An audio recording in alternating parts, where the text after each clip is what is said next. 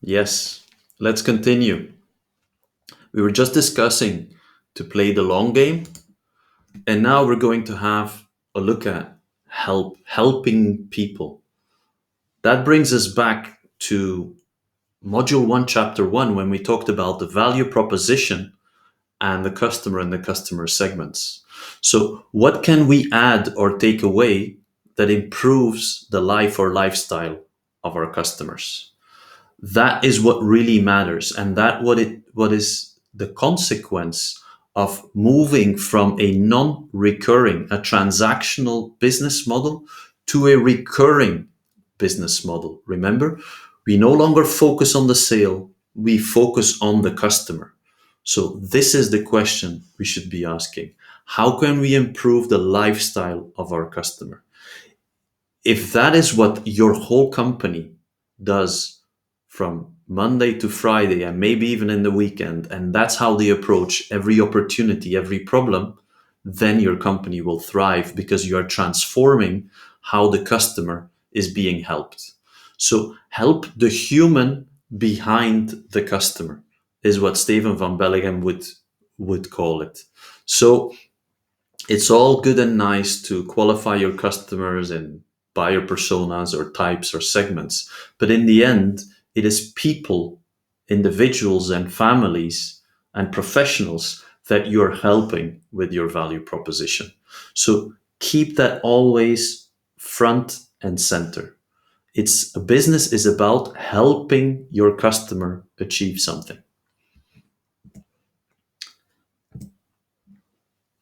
Fast, easy, and fun.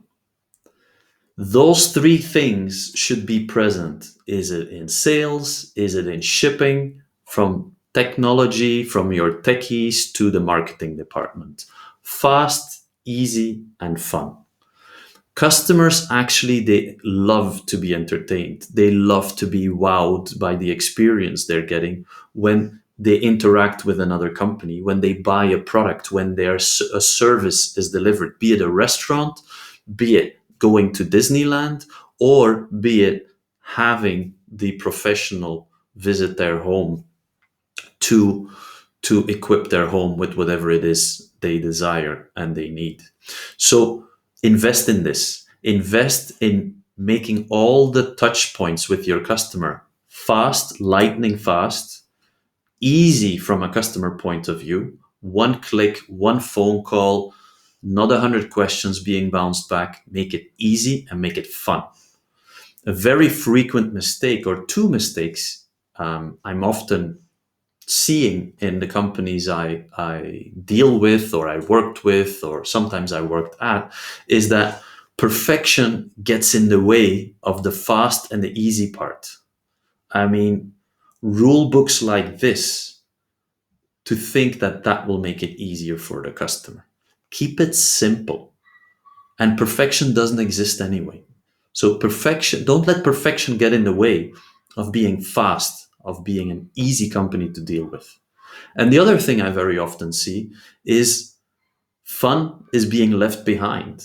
It's like you're going on holidays, check if everybody's there, and fun, well, we just left fun at home. I mean, be fun to deal with. Bring joy and delight to other people you interact with. That is a huge plus. You probably can't measure it in a metric, but trust me, this is really an important part of changing, transforming the customer experience for the better. So fast, easy, and fun in everything you do. Autonomy. This is a very big one with if we take into account what we want to achieve in the next phase. So autonomy is actually a very important element of leveraging people and culture. And that's what you're going to need in the next phase, the growth phase. So autonomy here is very important in light of the customer experience, but it is just as important later on as a driver, as a element of leverage in growing and scaling your company.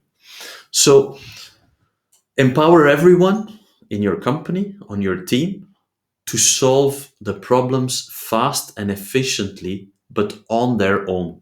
The key element here is the on their own.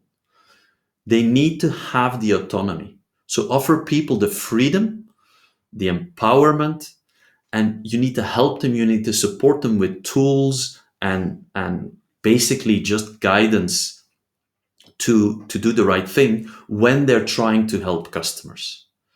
You will see it has a direct impact on how your customers are being helped, which goes to the core of your value proposition, but also a direct impact on how people inside and outside see the culture of your company. And we will see that culture is a super important thing, both inside and outside of your company. So I had to write it down. There's like this one fatal question. It kills everything.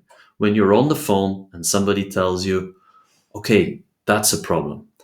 I'll have to ask my boss how we can solve this. If I get that answer on the phone, I'm like, man, I'm working with the wrong company. I don't even think I called the wrong people or the wrong person. I just think I made a mistake of dealing with that company. So empower your people, give them the autonomy to make the decisions and take the actions required to help customers. This is a really big one. And this probably is also linked, depends on who you are, of course, but linked to the transformation you need to go through as an entrepreneur. This is one you'll always have to work on. And then a closing remark. If we see the whole picture, so now you can see why customer happiness is so important. It is of strategic importance to your business. So you can also now see why existing customers are so important. They're the most important of all because they make your company better if you focus on them, and future customers will benefit from that. So all of these things we've seen in previous modules and lessons, the value proposition, the importance of people in and around your business, specifically existing customers, the changing business model from transactional to recurring, and the sticky engine of growth, it all comes down to the customer experience. So to give you an example of what I see very often of companies that are just about to make the decision to grow and to scale, is that what they do, they actually constantly chase new customers, be it through Facebook, be it through big showrooms, be it through big events, whatever. And they don't have the time and they don't put the focus on customer delight, on customer happiness. So it's like they're always chasing the thing that's a mile away, while the key to their success, the key thing they need to do to be able to grow and scale, is already in their back pocket. So don't make that mistake. Focus on your current customers and deliver happiness. That's really the central point. And then the points we've seen before are all different ways on how we can achieve that. So this was the topic on customer experience transformation. Get obsessed. Here I am. Get obsessed with customer happiness now. It will be fundamental in making it to and making it in the next stage, which is all about growth and scaling.